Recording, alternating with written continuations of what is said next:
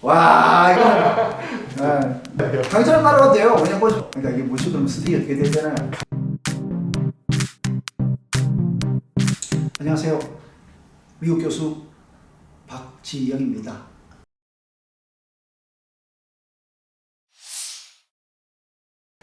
한국 교수, 미국 교수.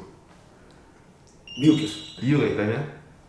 둘 다 장점이 있는데 한국 교수의 장점은 제자들과의 그러니까 어떤 우리가 아는 이 커먼 센스가 있잖아요. 우리가 한국인으로서의 그런 게 있고 애착도 가고 이렇게 있지 않습니까? 근데 오롯이 개인적인 측면으로 보면 제가 더 창의적이 될 수 있고 더 많은 부분들로 사회에 기여할 수 있는 거는 한국이 아니라 글로벌리 이렇게 보면은 미국 교수가 더 많은 부분에 있어서 제 스스로가 사회에 기여할 수 있다라고 생각하기 때문에 두 번째 질문 드리겠습니다. 대면 수업 vs 비대면 수업. 이거는요 비대면 수업. 빨리 답변 주셔야 됩니다. 근데 이거 왜냐면 저는 지금 하이브리드로 하고 있어요. 장단점이 달라요. 그러니까 대면 수업의 장점은 친밀감이거든요. 지금 하다 보니까 전달은 오히려 비대면 수업이 더 좋은 것 같아요. 정확하게 더 전달하고 학생들에게 학습 내용을 정리시키는 건 비대면 수업이 더 맞는 것 같아요. 그래서 과거에는 비대면 수업에 대한 선호도가 분명히 없었었는데 점점 하다 보니까 이렇게 기계가 발달되고 시스템이 발달되고 다 적응이 되다 보니까 비대면 수업의 장점들이 점점 많아지는 것 같아요. 그래서 극단적으로 둘 중에 하나밖에 못한다 그러면 비대면 수업이 더 좋은 것 같아요. 세 번째 질문 드리겠습니다. 대박 논문에서의 꼽사리. 대박은 아니지만 단독 논문. 단독 논문.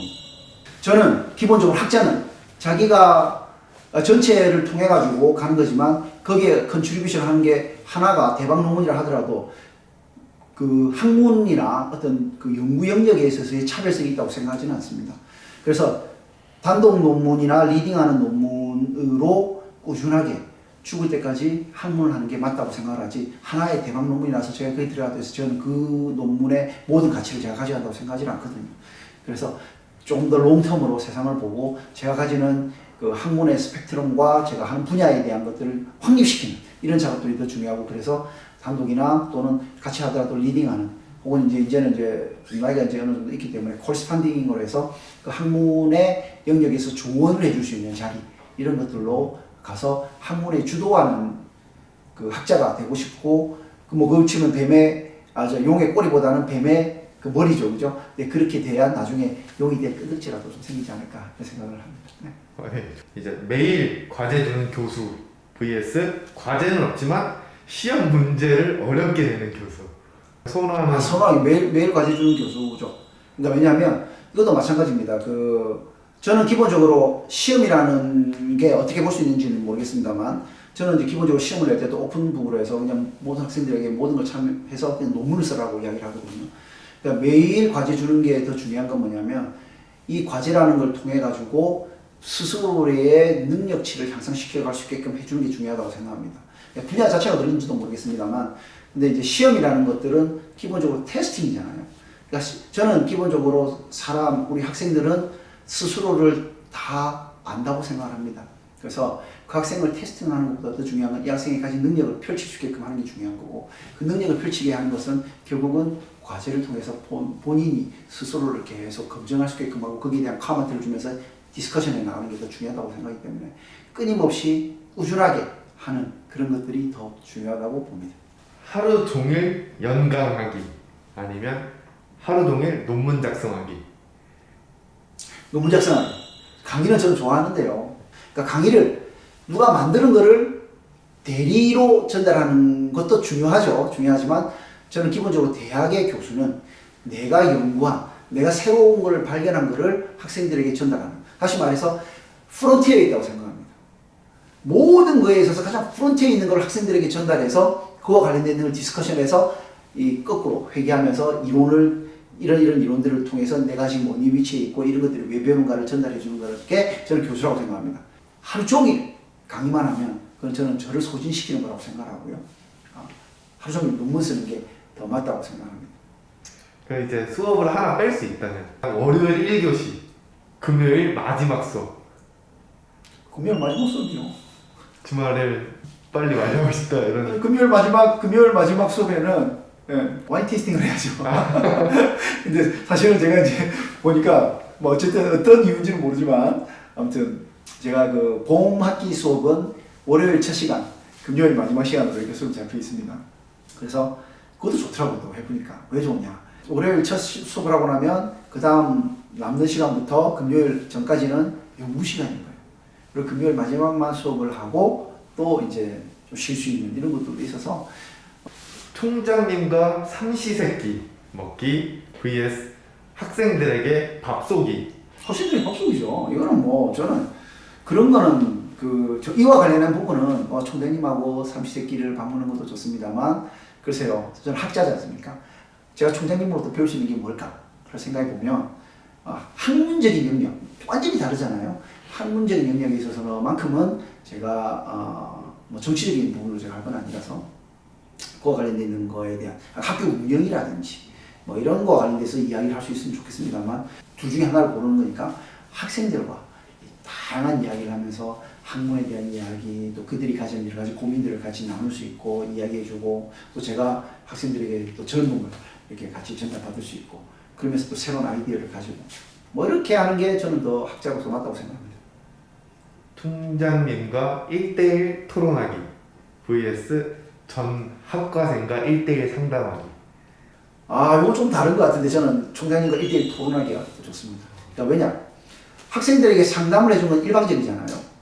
근데 총장님과 토론하는 건 토론이잖아요. 그러니까 토론이기 때문에 총장님과 다양한 주제에 대해서 토론하는 거는 맞다고 생각합니다. 그거는 이제 총장님이 이제 저와는 다르게 다양한 부분에 있어서의 영향력을 행사하실 수가 있고 그와 관련돼 있어서 저의 아이디어라든지 생각하는 바가 전달이 될 수 있다 그러면 저는 요거는 이렇게 선택을 하고 싶습니다.